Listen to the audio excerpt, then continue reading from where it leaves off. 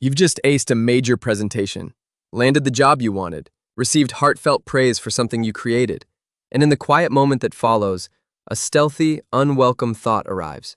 Do I really deserve this? You feel, in a word, like a fraud. But I want you to hear this. You are not alone. It feels so real, though. Like I'm just waiting for the mask to slip. This experience is so common, it has a name: imposter syndrome. It isn't a disorder or a diagnosis. It doesn't mean there's something wrong with you. In fact, it appears most often in people who are capable, conscientious, and highly motivated. So the more I achieve, curious, the louder it gets? Exactly. Consider Leonard Bernstein. Even while leading the world's finest orchestras, he was haunted by the conviction that he was a mere imitation of a musician. Or Neil Gaiman, who felt like an interloper at a gathering of scientists, waiting to be escorted out. Even them? That's a massive disconnect between what the world sees and what they felt. Precisely. The term was coined back in the 70s to describe high-achieving women who attributed their success to luck. But we now know it's a near-universal human response to being perceived as competent. It's not a sign you're broken. It's a sign you're pushing your boundaries. But where does the fraud feeling come from? Why does it feel so intuitive? It's the behind-the-scenes problem. You see your own discarded drafts, your late-night doubts, your messy process, but you only see everyone else's final polished cut. So I'm comparing my blooper reel to their highlight reel. And here's what makes it worse. In any room, a classroom, a company, a team, almost everyone is privately wrestling with doubt. But because no one says it out loud, everyone assumes they're the only one. We mistake silence for confidence.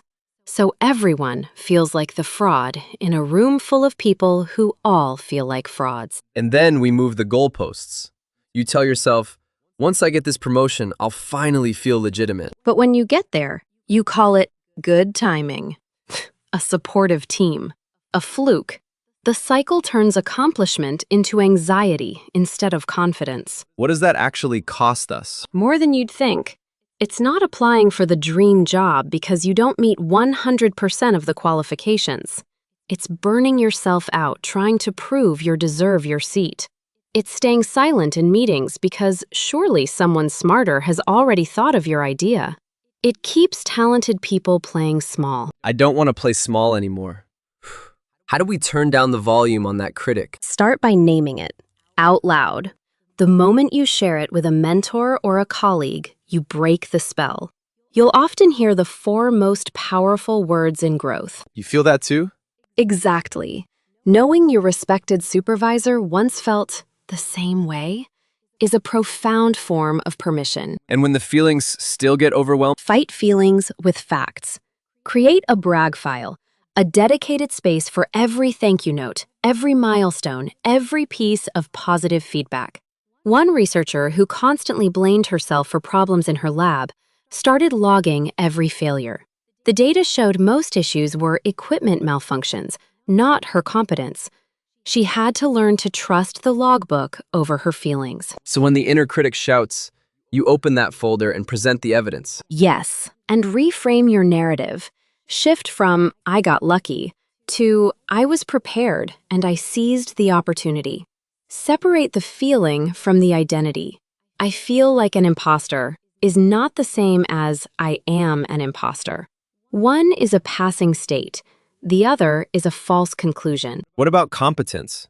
Sometimes I genuinely don't know things. Redefine it. Competence isn't knowing everything. It's resilience. It's resourcefulness. It's being secure enough to say, "I don't know, but I'll find out." So the whisper might still be there on my next first day, on my next big project. It might, but now you know what it is: a faulty alarm, a relic of comparison, not the truth. The goal isn't to silence it completely. The goal is to have the courage to act alongside the doubt. So the next time that familiar feeling creeps in, Pause. Acknowledge it. Say, hello again, imposter syndrome. I see you. Take a breath. Gather the evidence. Remember you're in vast and excellent company. And proceed. Your accomplishments are not accidents. Your seat is not a mistake. If you enjoyed this video, make sure to hit the like button and subscribe to more videos.